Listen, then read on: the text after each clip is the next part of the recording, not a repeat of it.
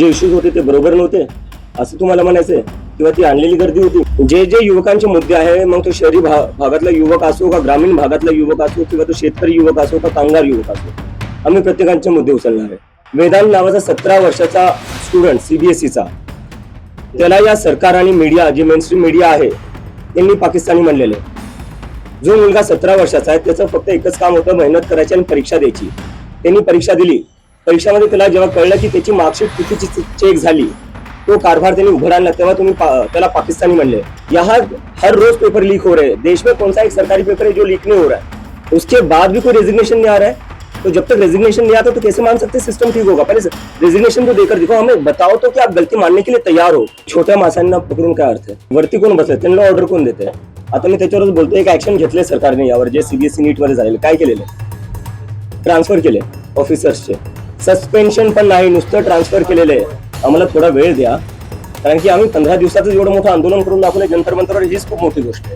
जब आप लोग आवाज उठाओगे तो सरकार में कोई भी बैठा हो उसको आपकी बात सुननी पड़ेगी. आप लोग आवाज नहीं उठाते हो, उन लोगों को लगता है कि आप डर जाओगे.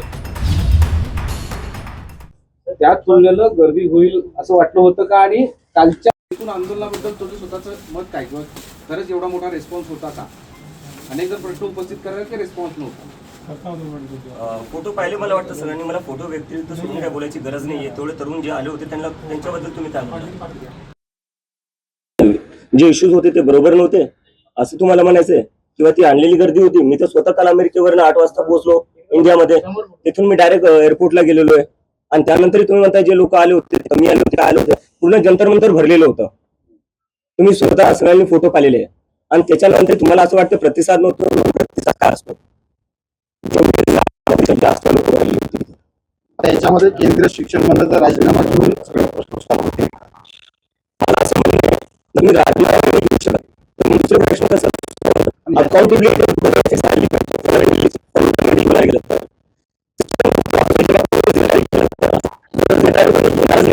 कुठून ठीक होणार आहे? Next question.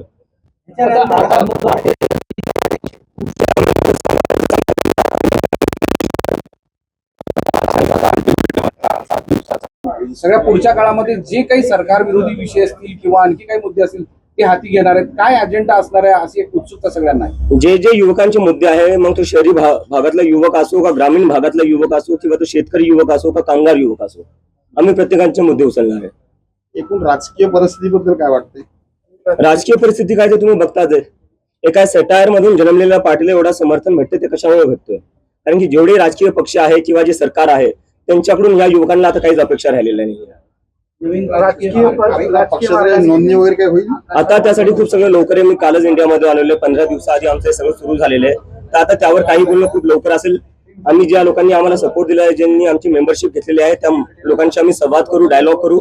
त्यांचे जे काही सजेशन्स, आयडियाज आणि इनपुट असतील त्यानंतर आम्ही आमचा पुढचा मार्ग आणि डिसिजन घेऊ. आता एक विरोधक म्हणून टीका पण केली जाते.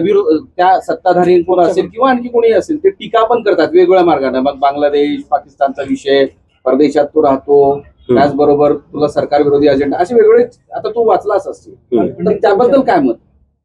माझ्यावर जे टीका केल्या त्या केल्या, ठीक आहे. आज मी तुमच्या समोर बसलेलो आहे, भारतात बसलेलो आहे. काल मी प्रदर्शन केलं. तुम्ही एका पाकिस्तानीला मग दिल्लीत प्रदर्शन करू देता, हे म्हणायचंय तुम्हाला? आणि दुसरी गोष्ट, माझ्यावर टीका करताय, ठीक आहे. वेदांत नावाचा 17 वर्षाचा स्टुडंट सीबीएसईचा, त्याला या सरकार आणि मीडिया, जे मेनस्ट्रीम मीडिया आहे त्यांनी पाकिस्तानी म्हणलेले. जो मुलगा 17 वर्षाचा आहे त्याचं फक्त एकच काम होतं, मेहनत करायची आणि परीक्षा द्यायची. त्यांनी परीक्षा दिली. परीक्षामध्ये त्याला जेव्हा कळलं की त्याची मार्कशीट चुकीची चेक झाली, तो कारभार त्यांनी उभं आणला, तेव्हा तुम्ही त्याला पाकिस्तानी म्हणले. या देशात तुम्ही कोणाला पाकिस्तानी म्हणणार आहे? त्या वेदांतला तुम्ही पाकिस्तानी म्हणताय, जो एक सीबीएसईचा स्टुडंट आहे. मला तुम्ही पाकिस्तानी म्हणताय. तुम्ही काही पत्रकारांना पाकिस्तानी म्हणतात, तुम्ही विरोधकांना पाकिस्तानी म्हणता. मग आहे कोण? भारतीय आहे कोण? फक्त भाजपवाले आणि IT सेलवाले भारतीय आहेत का? आणि आम्ही सगळे पाकिस्तानी? कधीपर्यंत चालणार आहे? तुम्ही तुमची जिम्मेदारी नीट करा, तुम्ही तुमची कामं नीट करा. आम्हाला काय बोलायची गरज पडणार आहे? तुम्ही अमेरिकेत जाणार आहात का? नाही, मी अमेरिकेत जाणार नाही. आता मी इथे जाणार. आंदोलन उभं राहिले, दडपण आहे म्हणावं. काय हे सगळं आंदोलन उभं राहिले, प्रतिसाद मिळतो, दडपण आहे म्हणावं. दडपणची जिम्मेदारी आहे. युवकांचा प्रतिसाद चांगला आहे, पण जे उच्च विचारवंत वगैरे अशा लोकांचा काही प्रतिसाद आपल्याला मिळतो, जसं प्रकाश राज वगैरे आपण एकत्रित केले. हो, सोनम वांगचुक पेक्षा मोठं कोण असू शकतं? अजून प्रतिसाद विश्वंभर चौधरी, अंजली दामनिया, काल त्यांनी समर्थन दिलेलं आहे.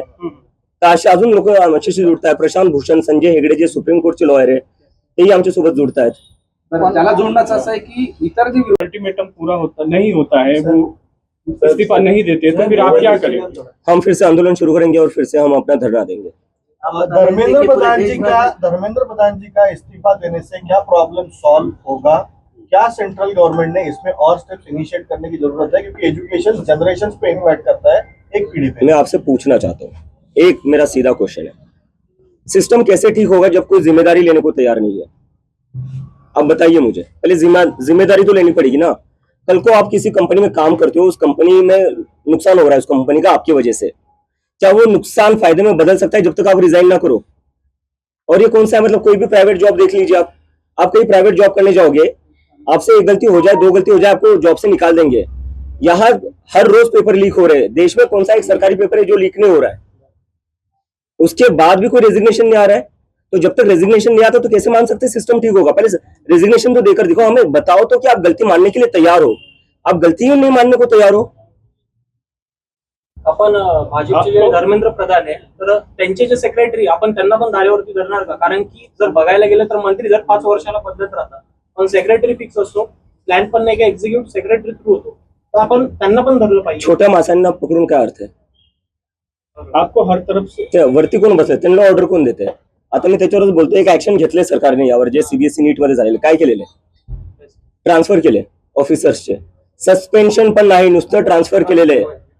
6-7 स्टुडंट्सनी आत्महत्या केलेली आहे. त्याच्यावर सरकारचं ऍक्शन काय? ट्रान्सफर. सस्पेन्शन पण जमलं नाही तुम्हाला. म्हणजे या देशात जे स्टुडंट्स आहेत त्यांच्या लाईफची व्हॅल्यू एवढी कमी आहे की तुम्ही सस्पेंड नाही करू शकत अधिकाऱ्यांना. आम्ही तर राजीनामा म्हणतोय, राजीनाम्याशिवाय कमी काही मंजूरच नाहीये. तुम्ही नुसतं ट्रान्सफर केले. काय लायकी ठेवली त्या स्टुडंट्सनी ज्यांनी आत्महत्या केली आहे? काय वाटत असेल आज त्यांच्या आई वडिलांना हे सगळं पाहून? कल सोशल मीडिया पे कई लोगों तुम्ही सर, तुम्हाला मी आता हे 3-4 वेळेस म्हणतोय, 15 दिवस झाले आम्हाला, 15-16 दिवस झालेले. आम्हाला थोडा वेळ द्या, कारण की आम्ही 15 दिवसातच एवढं मोठं आंदोलन करून दाखवलं जंतर मंतरवर. हीच खूप मोठी गोष्ट आहे. जेंजीज को कोई मैसेज है? जेंजीज के लिए कोई मैसेज है? जेंजी को एक ही मैसेज है कि जब आप लोग आवाज उठाओगे तो सरकार में कोई भी बैठा हो उसको आपकी बात सुननी पड़ेगी. आप लोग आवाज नहीं उठाते हो, उन लोगों को लगता है कि आप डर जाओगे, और उनको ये लगता है कि अगर ये लोग मुझे अरेस्ट कर देंगे तो उससे आप लोग डर जाओगे. लेकिन आपको डरना नहीं है. अगर जेल में जाने की बात आई, मैं खुद जेल चला जाऊंगा, आप लोगों को जेल में जाने की जरूरत नहीं है. लेकिन मैं बस एक चीज चाहता हूँ, आप लोग आवाज उठाते रहो. जब किसी के साथ भी इस देश में गलत होगा, ये हम सबकी जिम्मेदारी है कि हम आवाज उठाएं.